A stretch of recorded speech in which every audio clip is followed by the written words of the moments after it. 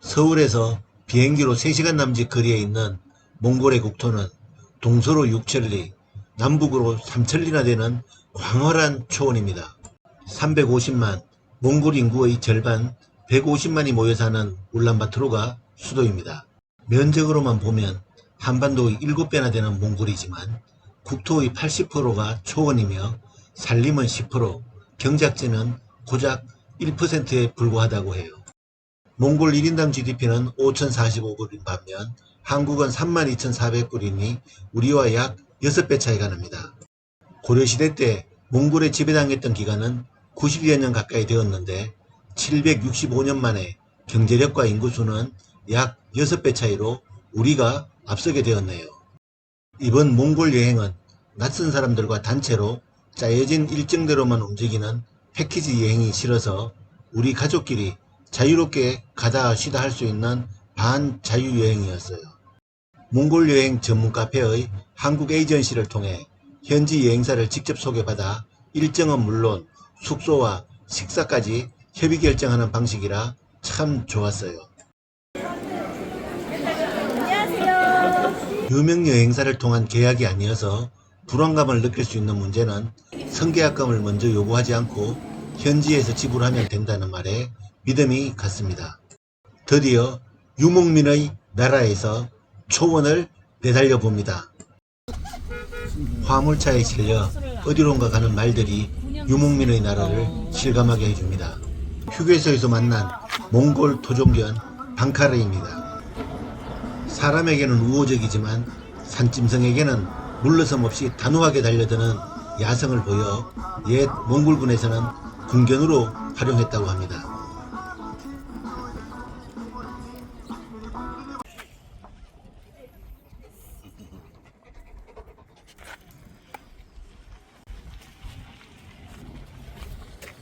왜 싸워?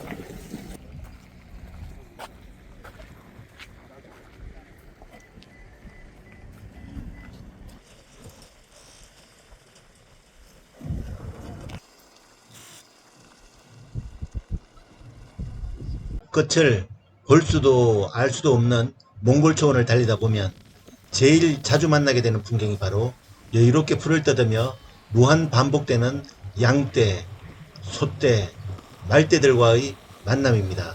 기사님께 차를 잠시 세워달라고 부탁드리고 풀을 뜯는 가축들을 구경했어요. 여기가 지구가 맞나 싶을 만큼 이색적인 느낌이었어요. 염소떼들은 이방인이 다가가자 그러마 나살려라 하고 달아나 버리네요. 이거는 우리 명아주 같고 이건 질경이 같고 몽골 초원에서도 반가운 약초들을 만났습니다. 첫째 날 제일 먼저 도착한 곳은 미니고비에서 낙타 체험이었어요.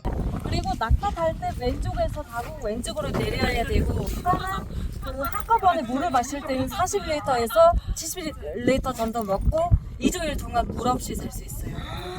여기 혹에다가 물을 보관해요. 혹이 만약에 이렇게 떨어졌으면 물을 마실 때가 됐단 말이에요.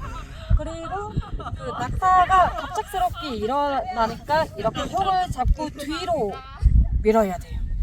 안내하는 대로 왼쪽에서 낙타에 올라보았는데 쌍붕이라 그런지 무섭지 않고 말 안장처럼 편안했습니다. 야, 이거 초보자인데도 이거 탈만하네요. 발바닥이 넓어서 모래를 밟아도 우리가 생각하는 것처럼 쑥쑥 빠지질 않네요. 미니 고비 사막은 초원 내륙 중원지대에 바람에 실려온 모래가 쌓여서 만들어진 모래산이라고 합니다. 낙타에서 내릴 때에도 탈 때와 마찬가지로 왼쪽으로 내려야 합니다. 낙타 체험을 마친 후 모래썰매를 타보려고 언덕을 올라가 봅니다. 자연인이 먼저 시범적으로 타보았는데 도중에 전복되지 않고 신나게 내려왔습니다. 칠순을 맞으신 누님 내에도 동심으로 돌아가 참 즐거워하시네요. 오! 몽골에서 첫날 밤을 묵기로 한 전통 게르하우스를 향해 다시 초원을 달립니다. 혹시 몽고에 네. 한국에서처럼 김치, 된장 이런 것 같은 발효식품이 뭐가 있을까요? 김치가 가지가 있어요. 그럼 그게 전통 음식은 아닌가 봐요? 전통 음식은 아니에요. 한국 거라고 다 알고 있어요. 실 같은 것도 있어요. 그 씨박통 같은 거, 뭐 설탕 넣어서 담겨가지고 그 겨울이 되면은 물이랑 섞어서 마시고. 드디어 서울에서 2,500km 떨어진 몽골 중원의 숙소에 도착했습니다. 숙소는 큰 길 바로 옆 전망이 아주 좋은 곳에 전통 게르를 현대식으로 개조한 신식 리조트였습니다. 수세식 변기와 샤워장이 딸린 현대식 게르 내부에는 가장자리를 따라 침대가 배치되어 있고 천정에는 하늘을 볼 수 있는 통창이 있어 환기구 역할도 합니다. 41 하러 들어가면은 그 70, 50으로 뭐 될 때까지 기다려야 돼요. 침실에는 호텔처럼 일회용품들이 가지런히 비치되어 있습니다. 설날 때 먹는 뽀찌, 이건 양고기. 숙소인 게르 앞 초원 풍경이 얼마나 광활한지 드론을 높이 띄워 멀리 날려보았는데 지평선을 향해 한참을 비행해 보았지만 좀처럼 손에 잡힐 기미가 보이지 않았어요. 게르타운 풍경이 마치 화성에 이주해 있는 듯 했어요. 게르 돔 옆에 사각형 부속 건물이 있는 동은 난방이 되고 현대식 화장실과 샤워장이 딸린 고급형이었어요. 게르 뒤편 암산 너머가 궁금해서 드론을 올려보았더니 마치 내가 우주선을 타고 화성에 착륙한 느낌이 들 만큼 공상과학영화 배경을 방불케 했어요.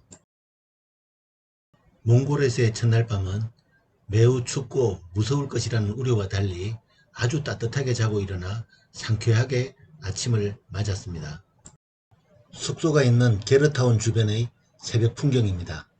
드넓은 초원의 일부는 경작지로 이용되는지 무엇인가 파종이 된 것 같고 새벽 여명에 실안개가 흩어지고 있습니다.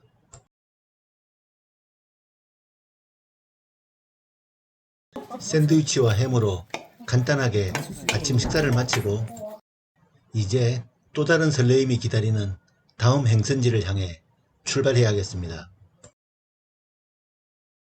몽골 초원을 달리며 만난 가축대 중 제일 규모가 큰 것 같아서 차를 세워 잠시 사진도 찍고 구경을 하면서 쉬었습니다.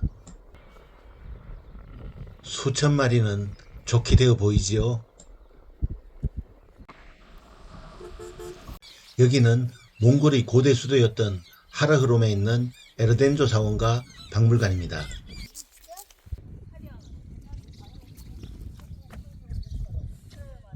100개의 보물이란 뜻을 지닌 에르덴조 사원은 한때 성녀 수만 1,000명에 이를 만큼 번성했다고 합니다. 왠지 낯설지 않은 석상들을 보면서 옛 사찰을 찾아갑니다. 세 바퀴를 돌아야 된답니다. 악기가 물러나고 행운이 온답니다. 예. 한때 중국의 침탈로 대부분이 소실되었지만 이 고대 사찰만큼은 요행이 보존되어 현재는 박물관으로 이용되고 있었어요.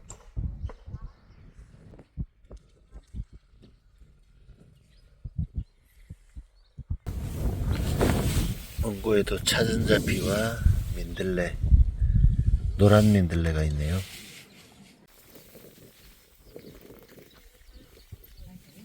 살랑거리는 바람이 여행객들에게 안식을 전해주는 듯합니다. 화려한 몽골 전통복을 입고 박물관 산책을 하며 인증샷도 남겨봅니다. 점심은 사원 앞 상가에서 현지식으로 먹었는데 우리 숭늉 마시듯 몽골 우유차가 식전후에 따라 나왔어요. 맛은 약간 짭짤한 게 간도 되고 거북하지 않았습니다. 몽골 설날에 먹는다는 몽골식 샐러드가 곁들여진 백반이 오랜만에 보는 식판에 나왔는데 경상도 입맛에 길들여진 저에게는 먹기 좋았습니다. 식사를 마치고 온천 휴양지로 알려진 챙헤르로 출발합니다. 이 머리가 긴 건 약해요. 여기 챙헤르 온천이 야크가 많아요. 이리 멋진 풍경을 두고 그냥 갈 수가 없지요. 기사님께 잠시 정차를 부탁드렸습니다. 여기 마을 이름이 어떻게 된다고요? 챙그레예요. 챙그레 마을이고, 챙그레. 네, 챙그레 뜻은 푸른 맛 그런 뜻이에요. 오른쪽에 보스가 남다른 검은 말이 보스 같다고 했는데 몽골인들은 가축이라도 우두머리는 함부로 대하지 않고 깍듯하게 대우를 해준다고 합니다. 챙해로 온천 가는 길은 비포장길을 2시간 이상 달려야 하는데 우리는 현대자동차 2013년식 스타렉스를 타고 이동했습니다. 천상낙원이 여기 아니면 또 어디일까요? 나무 한 그루 없이 무한 반복되던 초원을 약 500km를 달려와 이리도 아름다운 세상을 만났습니다. 향기로운 꽃들과 꾸며놓은 듯 예쁜 나무들, 바람에 실려 흘러가는 구름, 마치 천국에 온 듯하여 장거리 여행에 쌓인 여독은 물론 삶의 애환도 사라졌습니다. 해발 1800m 고원지대 숲 풍경은 더 이상 다른 곳으로 발길을 옮기고 싶지 않을 만큼 장관이었습니다. 저마다 서울에서 미처 떨쳐내지 못하고 담아온 가슴속 아쉬움을 천상정원에 남겨두고 다시 떠날 채비를 해야 하는 나그네들입니다. 야크 고기도 먹어요. 챙해로 가는 길은 소문처럼 야크들이 많았습니다.